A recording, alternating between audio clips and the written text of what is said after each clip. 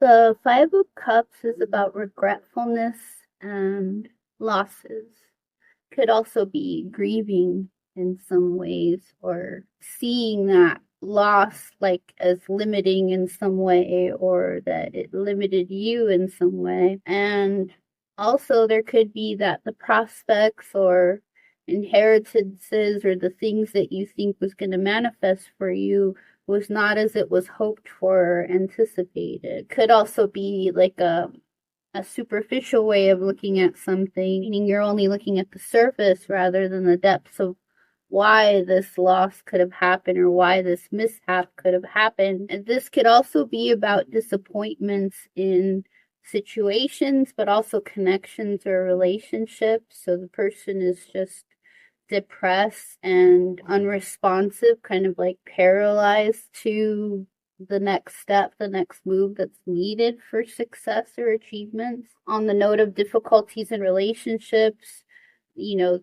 it just, there's a change that's needed. Quite possible that like it's just not working out anymore in a relationship, but it's like you're only stuck on why this particular situation happened and how maybe that was the cause for it not working out, but it could just be that the person is just blocked in some way and only seeing one part of why this relationship is no longer working. It's like difficulty in business affairs, business ventures, business partners, family or friends or peers. These difficult times could also be happening in marriages or whoever's engaged or dating, lack of love of some kind. It could also be like sabotaging, whether it's self-sabotage, sabotaging a situation or ruining a situation or a good prospect, impeding in the situation because person is aloof or disenchanted or fragmented in some way or detached from the possibilities that could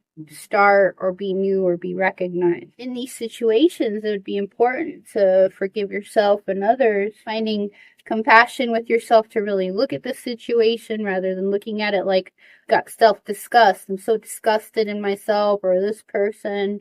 Your heart's broken, so you're just uneasy from the sorrow that you're, in a sense, condemning yourself and whoever else is in the situation, being that, again, the cup suit is about heartfelt situations, about love, about spiritual situations, divine love, no matter what the connection is, or like I said, the venture that's part of it. You may punish yourself in such a way or others in the situation because it's not the way you thought it would go. You didn't intuit it as well as you could have. The desires that you were longing for didn't really get fulfilled, but maybe those weren't meant for you in the first place. What you were creating here has to be changed because fives, in a sense, could be seen as an instability with the number. The change has to happen for sovereignty. Roller coasters of what you're trying to align with, which isn't the right direction, but maybe that's why you have to change so that you could secure the right prospects, because otherwise it might just become wild, right? Or rebellious in some way. So the change might be needed to achieve a recovery or success, or the change must be needed to achieve a level up, rejuvenate, or renew in some way. And if you're fragmented and trying to align with something that's not for you, then you can only further cause discord in a situation because you're putting yourself in cyclic situations rather than ones that could synchronize. So a discord in what you're trying to achieve, there's a change that's necessary for the accord. And to continue on despite the closures, the endings, or the stumbling blocks, even if the hindrances were created or blocks were created by you. Now, on the symbolism, so we could get a little bit further here, it's like the man is in a cloak, head is down, peering at the cups that are knocked down.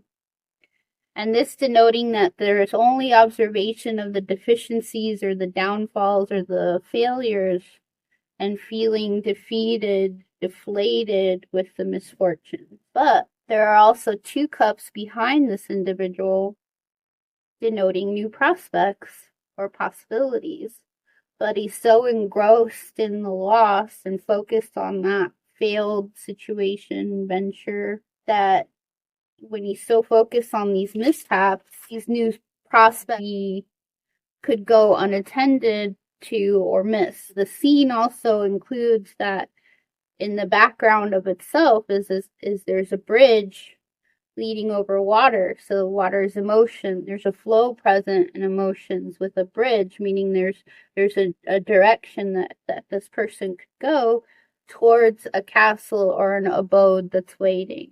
Should the attention come off of the losses and to the potentials instead. The losses or the misfortunes or the emptied cup, there's losses there that are knocked down, but there's more to look at by seeing this bridge, this sign or symbol that you could carry on in another path and have some kind of structure or stability despite the sorrows, the blocks, or the deficits. There's always a way out of failures.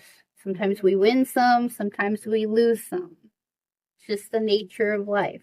To have clemency or mercy on ourselves, because we all make mistakes sometimes. We're meant to learn how to weather through storms, which led us to the lack of successes or achievements. We need to figure out how to analyze these situations and consider the change to perform or the actions to create and what could work. And we change our actions to align with what is required or expected in a situation or venture for the successful outcomes or possibilities.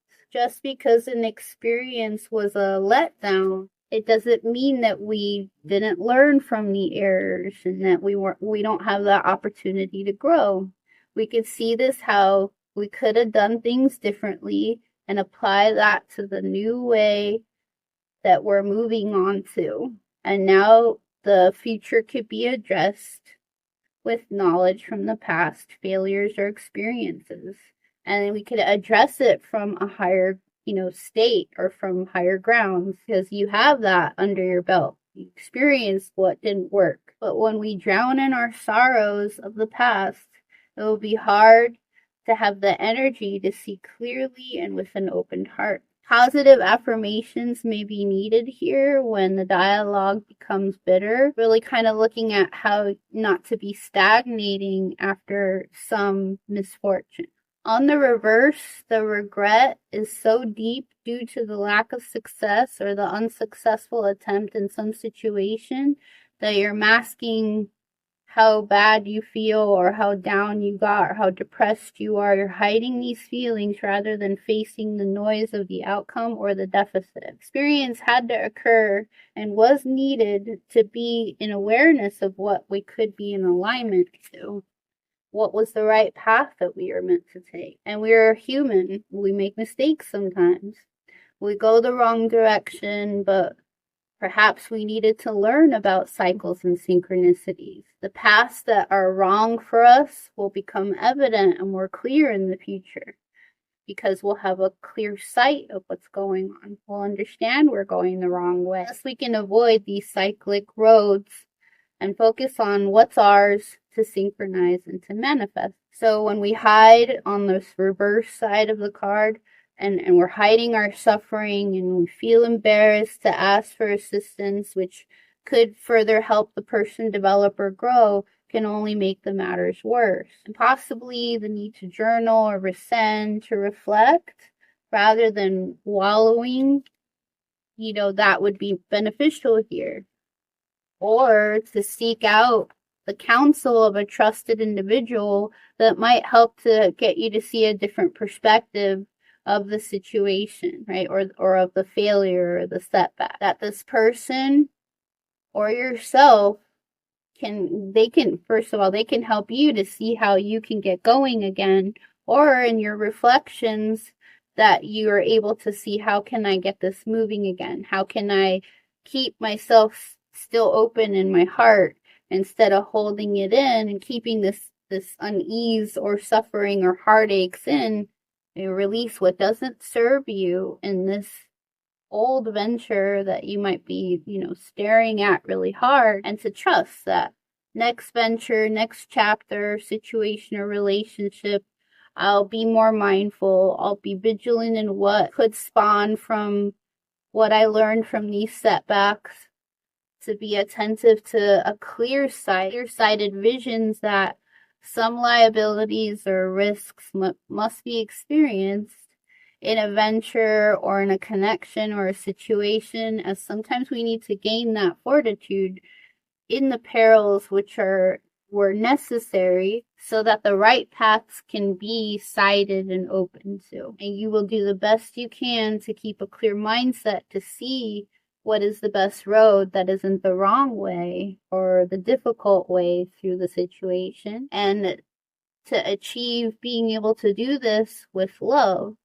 you don't have to close down your heart just because there was some failures in the past.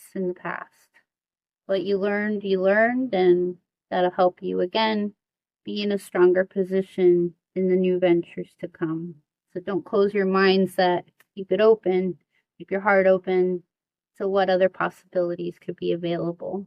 And that, like I said, you gain some experience from this lesson, from a closed chapter, which helps you to surrender to new outcomes in the future. And I hope this helps.